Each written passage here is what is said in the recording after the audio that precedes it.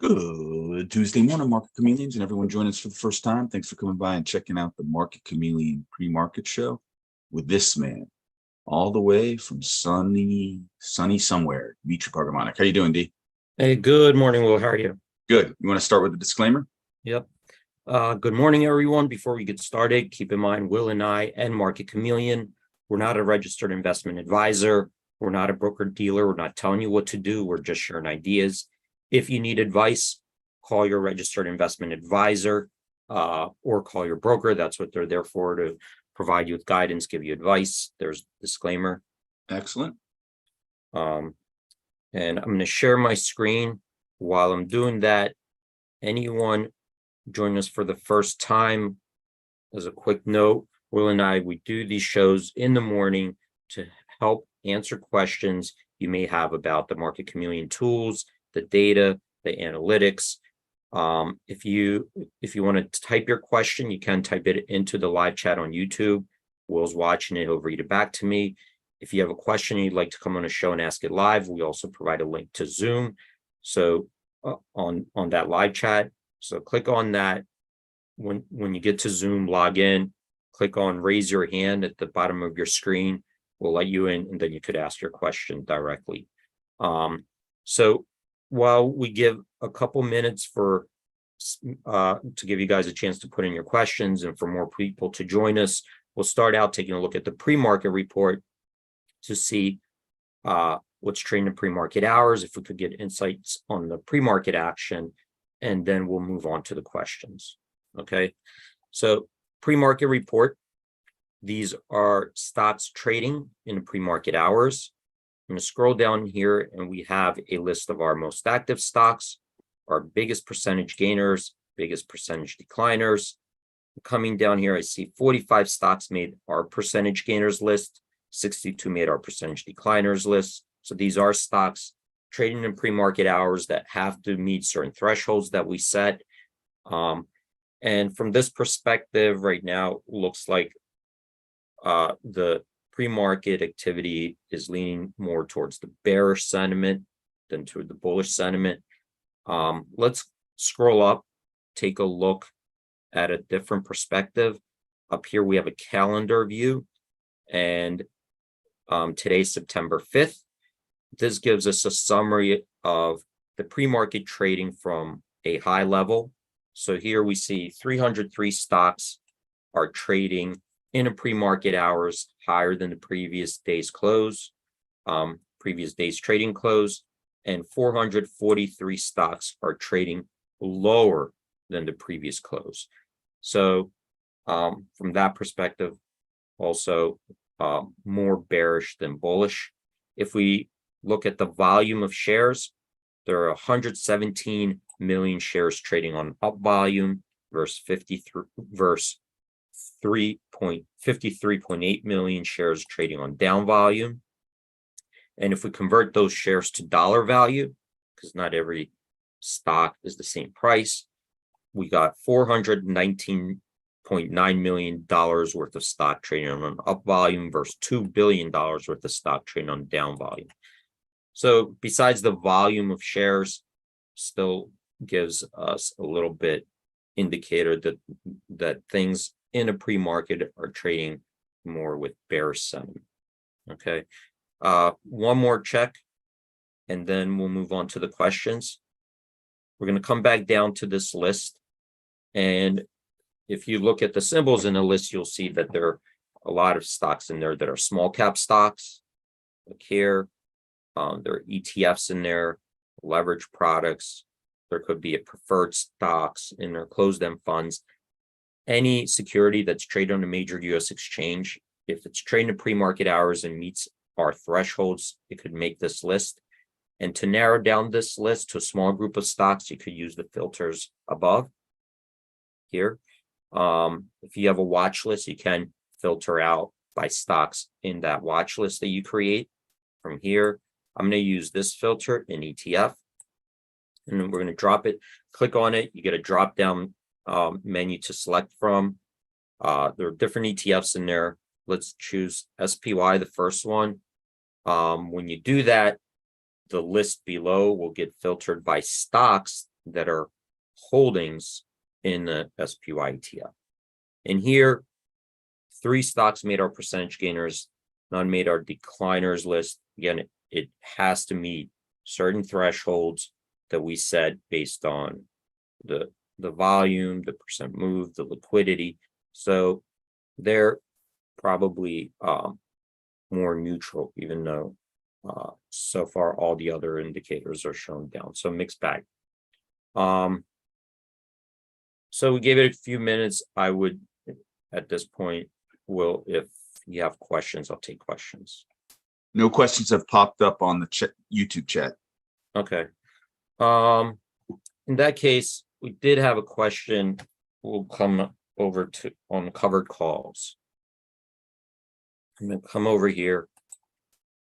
And this was on a covered call screener. We have, let me set up. I'm going to just select a preset filters here. So just to get started, I'm going to select over here where we have some preset filters just to kind of start out with. And when we come down here, we get a list of stocks with certain covered call strategies, right? So you have this expiration, days to expiration, the strike. And when you cover call, we reference the bid, because the assumption is you're selling the call against a stock that you own or you're going to buy. The delta, this shows how far away the strike is from the stock price. We have some stats on the implied volatility. There's a downside cushion, which shows how much the stock can go lower for you until you break even. After that, you start losing. So cover call gives you, because you're selling premium, it gives you some cushion to the downside, right? So if the stock falls, you're making up in the call premium that you sold. This converts the call premium to time premium, right? So how much actual time premium do you have in the call that's above intrinsic value, right? So if you sell an in the money call, well, sometimes it could have very little actual time premium, because if you're selling an in the money call, there's intrinsic value to it. Coming over here, so this would be the extrinsic value, the premium over parity. Here, this is the return if the stock just stays flat. So if the stock expired today and everything went to parity, that would be your return. And then over here, the question was about these stats. Okay. And what these stats are showing us is, it came from actually a lot of requests to produce these statistics.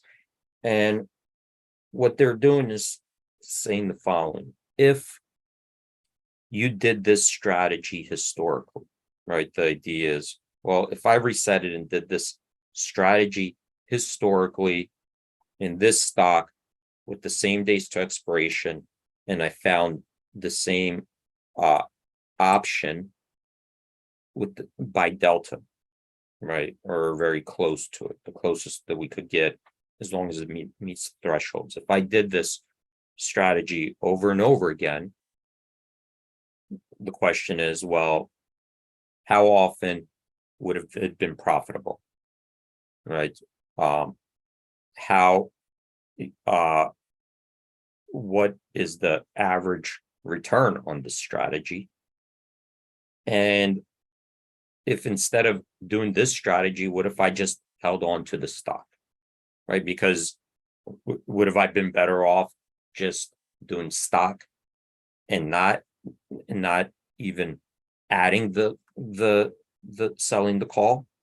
Or did selling the call improve that strategy's frequency of wins and the returns, right? So that's the question, right? Was it even worth selling the call? Because am I better off just not even avoiding it? Because the assumption is if I'm doing it, that's adding to my returns, reducing my standard deviation, reducing my downside risk. So those are like questions that come up, and we don't know going forward, but we could take a look at historically. Well, how did that perform? And how do we measure these, right? So so let's just take this one. For example, we look back in history and said, if we looked at the actual snapshots, right? How many observations do we have where we had a similar situation where we found a, same amount of days to expiration, we found a delta that's similar to this. How many of those did we find? Well, we have 20 actual observations. So we could load these up and take a look at them. Right. So these are the 20 observations over here. Right. But what we see is during different periods, depending where the strike price was, right, depending where the stock was. So you could see here the stock moves around. So different periods, there are different strikes. Right. You could see all of these were actual options. There's the bid, the offer. Here's the deltas. So we find the deltas closest to this one without going too far away. Right. So I think it has to be within, I forget what it is, like 4 or 5 clicks. And then when we find that option, we'll say, okay, on this date, this was the date that we took the snapshot. This was the option, 475.20. The assumption is, okay, if we did this strategy, the stock price was 30.87. We sold the call. This expired August 18th. The stock price went down to 13.91. Obviously, if you bought the stock there, yeah, you got 470. This call expired worthless.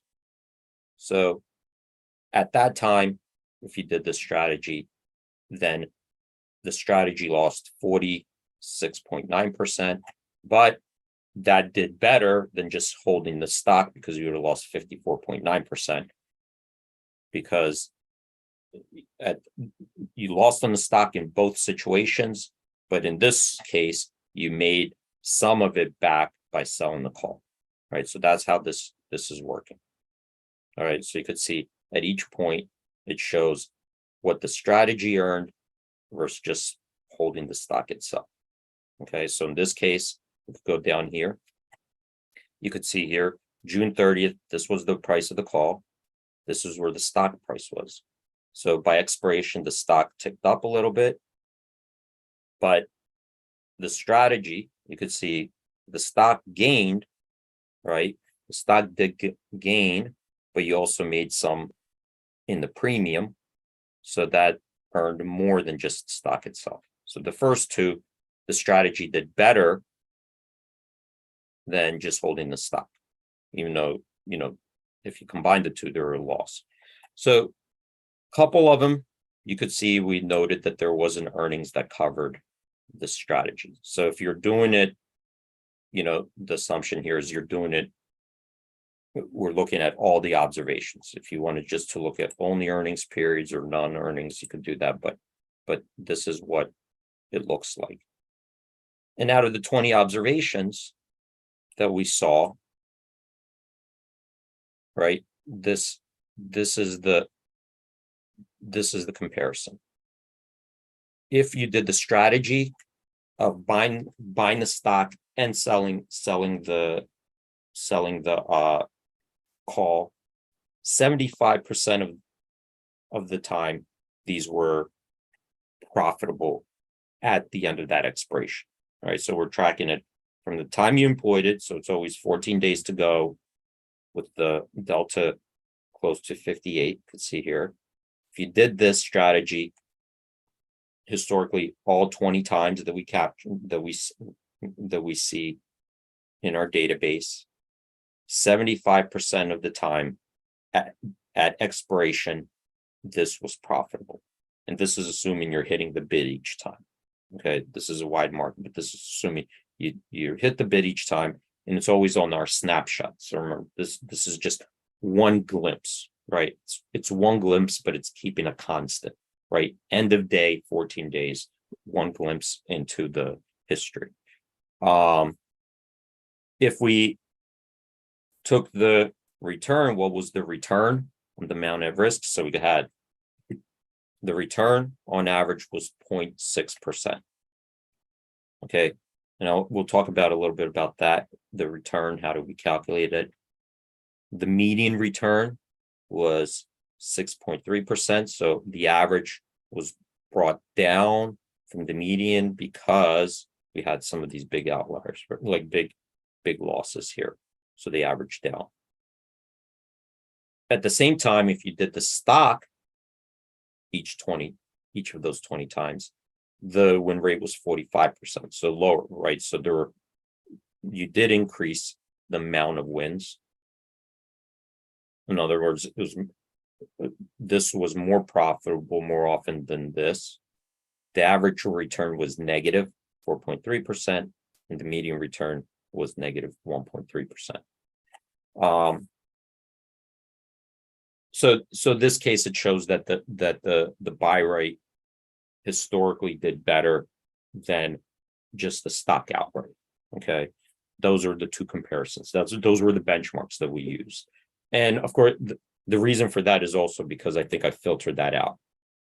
Right, so these were the filters that I used to search. Also, just a heads up. So let's come back to these average returns, and the question was, well, how do I do my cost base? Because everybody has a different cost basis. Now, you can't really track a cost basis because the way the strategy works and the way you calculate the average returns is that at each expiration, you're basically resetting the strategy. It's actually a reset, right? You're putting on a strategy that you have to continuously reset. And what we do is we reset it not at a cost basis, but at a constant risk basis. Okay, that's how you would, because you need a constant risk basis to calculate your average returns. Because remember, returns, like stock returns, are not additive, right? You can't just, if a stock goes up 10% one day and goes down 10% one day, well, that doesn't equal out to zero. Those are not additive, right? Because if it goes from 100 to 110, up 10%, the next day goes down 10%, it'll be back to 99 or whatever it is. So those returns are not additive. And the only way to make them additive is you have to convert these every time, at every period. You have to reset the strategy to have a consistent risk basis. Okay, so how do you do that? Let me see if I could get a AD? put up yeah. We do have someone on hold who I think has some questions concerning this and maybe how you're calculating it. Yeah. Z-Core, who hasn't been on before, but I think he may be either a follower or maybe Bolidpur was on previously. But I'm allowing you to talk and bringing you in. Thanks for holding and adding to the conversation. Just unmute yourself when you come in, Baram. Bye. You there, Baram? Hello? Yes, hello, you there? Hey, how are you? Good. How are you doing? I'm doing Thanks well. for holding and coming in. No problem. Yep. So yeah, just ignore the stuff from before. But I was just gonna say I really like Dimitri. and I really like Will. Okay, really, I like your products and everything. Thank you. But what I said earlier, like way back when we first talked, is true. And like I just want to demonstrate some stuff to you. And this is not a personal thing. Dimitri, you just said the returns are not additive. Why are log returns used in finance? Well, log returns are. The simple returns are not additive, but you wouldn't be able to use log returns. Arithmetic returns are not additive. That's correct. Minus 2% plus 2% is not zero. So when you look at Will, you see this? He doesn't know very fundamental basic shit. And if you know, you can tell in 2 seconds. Like he's the tallest midget, but he's what's keeping the company from growing. Because the other time I called, he was condescending with dumb shit, volume that like he knows All right, people. Baram, just relax. Dimitri, I don't where did you understand. go to school? Dimitri, where did you go to school? Penn State And for what? finance.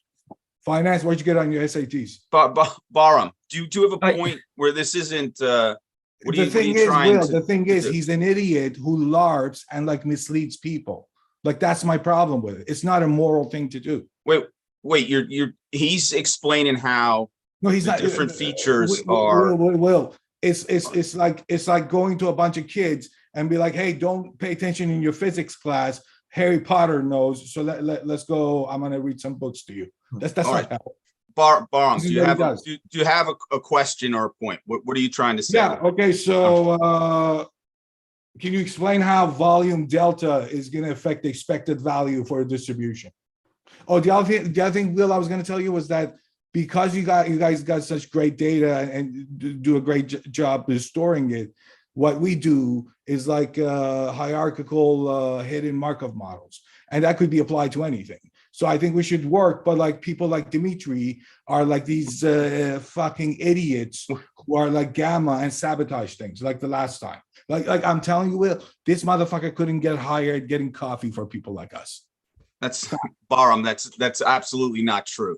It is, I'm telling you, Will, I don't bullshit. I literally don't bullshit. All my shit is online. I'm just sick, Will. I'm just sick. I have MS. That's why, like, you know, like people, my friends have talked about me on CNBC. I'm like this math guy. You know who else is IOI in Waterloo? Vitalik, the fucking Ethereum guy. I just have MS and I'm sick. It's fine. But Right. like, no. I just if you were going to bring something helpful to the community, it Baram, is we'd helpful, appreciate it. Will. I'm trying to. All right, but you're belittling someone who created this whole But what if product, it's data true? storage, But what if everything you're it's true talking what I'm about, saying? and we've. But what, Will? What if it's true what I'm saying? Well, just And my discuss it intent is then. good. To be honest, Baram, you're being rude. I'm about to cut you off. If you were going to bring, Sorry, can you sorry. bring something you want to tell us? Yeah, bro. If you No, you're right. I just if came you in with wanna- a bunch of evidence and here's bro. criticism. If I don't have. if you No. It's. I can say one thing because before even Dimitri wasn't looking at the mean, which is the first moment for the distribution. But like if you're talking about mean, also talk about the variance and the skew, maybe the kurtosis. That would help. I don't know. Like just get out of that TA type of thinking that volume. You understand there is no buy and sell. It's transactions, right? There is no volume. Like what are you talking about? Those are like TA things. And like you're supposed to be a smart math person. That's why it's annoying, man. And I'm sorry. Okay, I'm done. I think that if you have a point or you want to point something out that will be useful. This is what he does. He says if you have a point, I want the math to be rigorous and not done by a scammer. Done. But you're just all you're trying to do is try to think Pointing out he's the scammer, Will. That's it. There is no scamming, Baram. Of course, there's one correct answer in math. This idiot is able to fool everybody else. All right, but he can't fool me. You know who else couldn't fool me? Will Sam from FTX.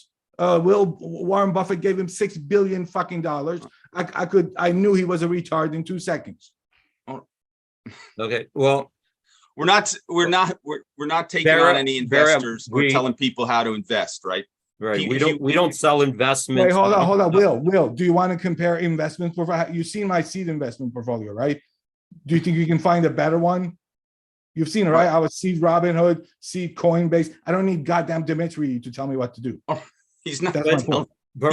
He's never told anyone what to do. He right? is literally telling people what to do, and he's telling them to do nonsense. All right. That's So, Bahram, one way. Will, you want to beauty provide about- value to the beauty- community, right? the What he beauty- does is not value. The beauty of a free market is, Bahram, you could get on YouTube and show exactly. But you're Do it LARPing. better. You're LARPing. Put a Look, warning that, like, But your if word, you have a better way, if you have your a better word way, is as reliable Bahram, as a Bahram, palm reader. Put that in the Bahram, corner I and then think see you're- if people hire you just mute him still. for a All right. second. You're a Just scammer. mute him for a You go- second. All right. Here's the You know thing. what? You have a better way. If it was a conversation that we could all participate you- in, just if you have yelling a- at people Yeah. and calling each other names. And the beauty which of it is, you haven't called anyone a name, by the way. Yeah. And I And- appreciate you trying to come Why on. would- Bahram, but Why would he's the scumbag? Why the other all right, party? stop, called Bahram, names? stop. You can't call people that, particularly Dimitri or anyone else. yeah. And We Bahram, don't. if you- Will is literally fact. Like, it's not my opinion. All right. If you look, I you had have a to better way- get rid of him. yeah, Bahram, unfortunately. if you have a better way, just go on your own YouTube channel and show people your better way. That's the way to do it, right? This isn't the way to do it. Just go and explain to people you figured out a better way to analyze the markets and to trade the markets, and just go and show to them. You are welcome, to go on YouTube and create that, right? This isn't the right way. But just to show you guys about the simple returns are not additive. If you have a stock that starts at $100, right? It goes up 10%. It goes up to 110, right? If the next day a stock goes down 10%, it starts at 110, right? It starts at 110. If you go down 10%, right, you're not back to 100 because it's 10% of 110, right? Which is taking you below 100. So that's why they're not additive simple returns. That's why we use log returns in finance. So that was my point, that simple returns are not additive. Okay. But as far as the other person, look, he didn't really have a question. I think he might not be doing well and he's just angry, and that's what's happening, but that's neither here or there because that's not productive. I didn't hear him have a question. He was just throwing things out.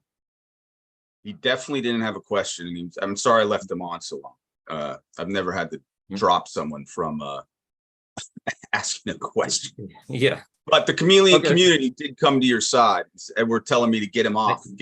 So Right. got him off. Thanks, everyone. Right. All right. Well, look, that's all our time. We'll continue this tomorrow. We got questions, no problem.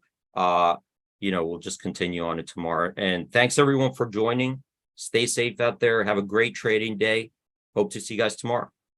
I appreciate everyone coming on and asking questions. I apologize for maybe letting the individual speak for too long, D. My bad. Everyone have a great day. Thanks for all your comments and your questions.